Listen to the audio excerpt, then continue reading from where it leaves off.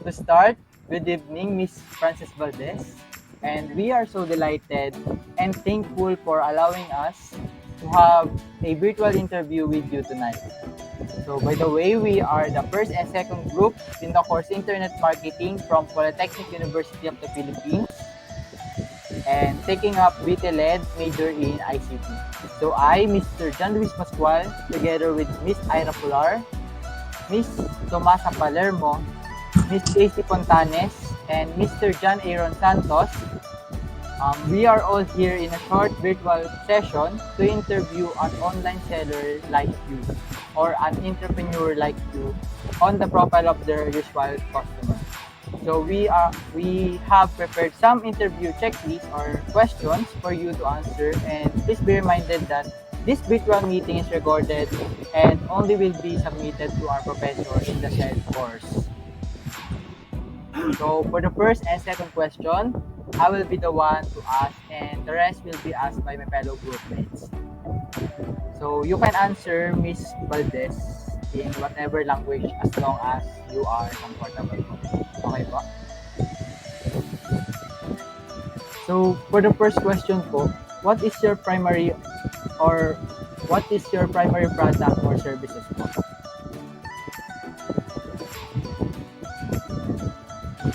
Nakamute ka po. Nakulit ka po.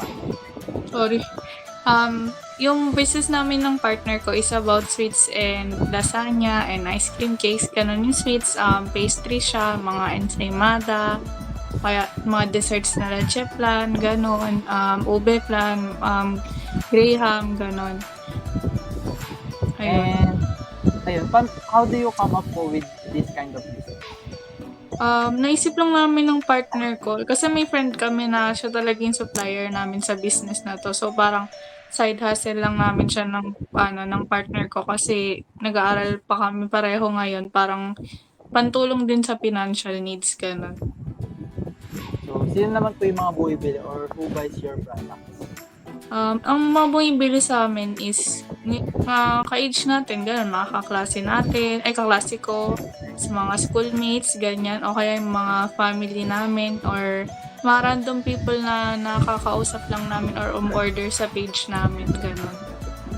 So, can you identify their age po? Gender, mga ganun po? Or kahit age lang po? Age bracket? Syempre, mostly mga babae, gano'n. Tapos, yung mga age, siguro mga sa school kasi namin, random, may third year, may fourth year, so parang nasa 20 plus na yun, or kaedad lang natin, ganun. O, tsaka yung mga tito namin, ganun. And how do they pay po?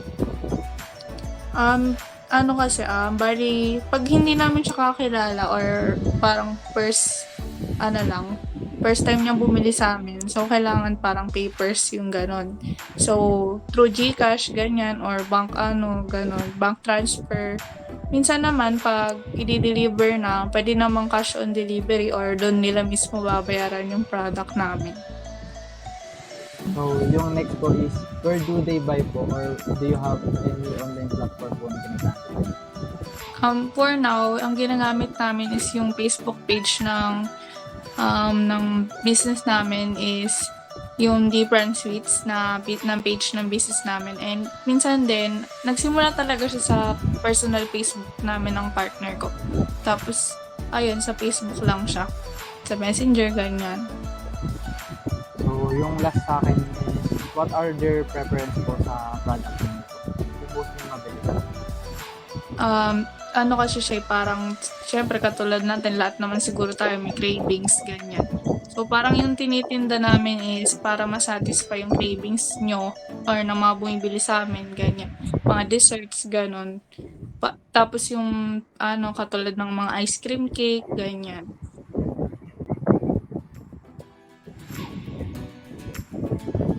Okay po, thank you po. Okay.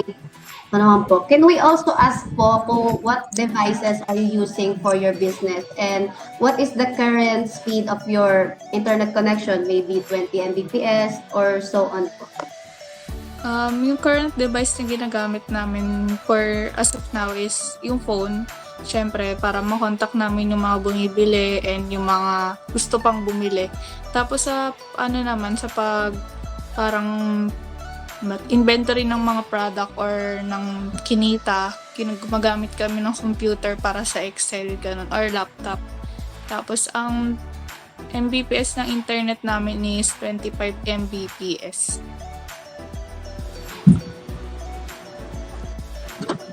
For my question naman po, meron po ba kayong ibang online or other services na provide po sa customers niyo po?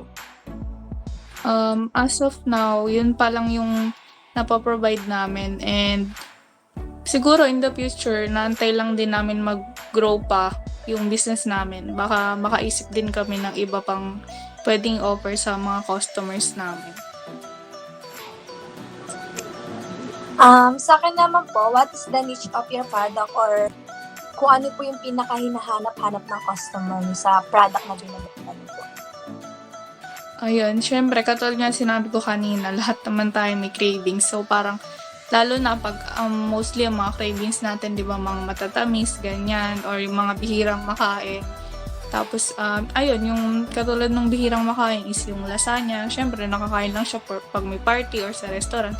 So, sa amin, in-offer namin yun parang para masatisfy yung cravings ng isang tao. Ayan, ganun din sa mga ice cream cakes, sa mga pastries, at sa iba pang sweets. Thank you po. So, hello po. Good evening. Add ko lang po. Kung ano po yung mga nai-encounter nyong challenges in running your business? Siguro, kunyari may antagal mag-reply, ganun, or o kaya minsan kasi parang nakakakaba pag hindi papers yung nangyari. Kumbaga nag-order lang siya tapos hindi pa niya nababayaran and parang random people lang siya. So, ayun, parang ang hirap ng gano'n na parang walang assurance sa binili sa'yo. Tapos, sa pagbubus ng mga products namin. So, parang ang hirap din pag araw-araw ka nagma-my day. Tapos, ang onti lang din ang titingin, ganyan, or tapos mag-share, ganun, ang onti lang din. Parang ang hirap din mag-promote ng mga products. Pero syempre, lahat naman yun part ng business. So, tsaga-tsaga lang talaga. May may karagdagang tanong lang ako. So, naisip ko lang, di ba sa araw-araw na pagpo-post nyo ng mga tinda nyo, meron bang mga araw na parang iisip nyo na, ay, since marami naman nang nagtitinda ng ganito, paano kaya kung dumating yung time na wala nang bumili sa amin since marami naman nang nagbebenta ng products na meron kami? Ayun, syempre talagang pupasok sa isip namin yan. Lalo kapag, kunwari, ngayong week ang daming orders, tapos mapapaisip ka talaga kung next week, baka wala nang bumili kasi sawa na, ganyan. Pero kasi, di ba, so, as long as nag-expand yung business, kailangan din mag-expand yung mga target customers natin. So, parang hindi pwedeng, hanggang dun ka lang. So, kailangan mo talagang, mag-look forward pa and mag-isip ng pang pwedeng maging technique para mag-click yung business mo.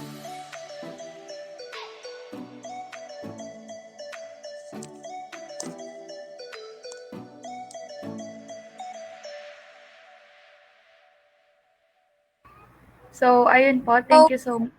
A-add lang po namin kung ano po yung name po ng FB page niyo po.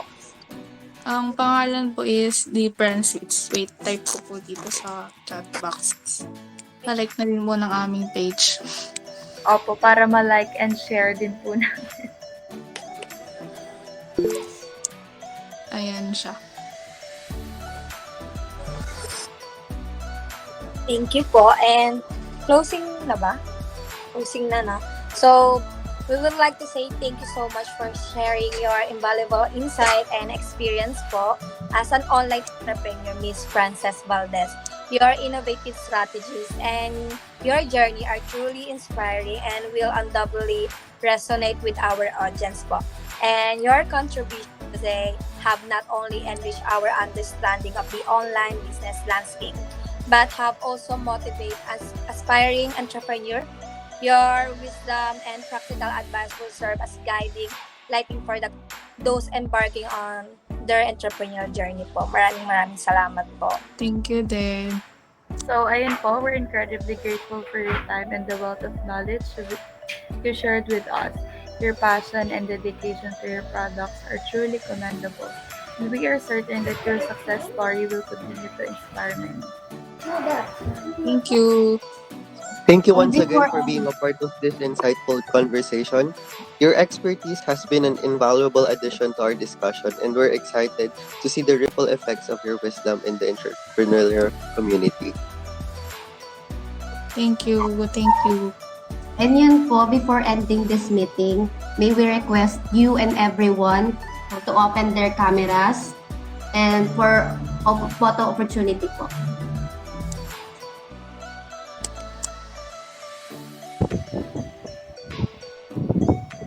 Yan. Okay na. So, 1, 2, 3, smile.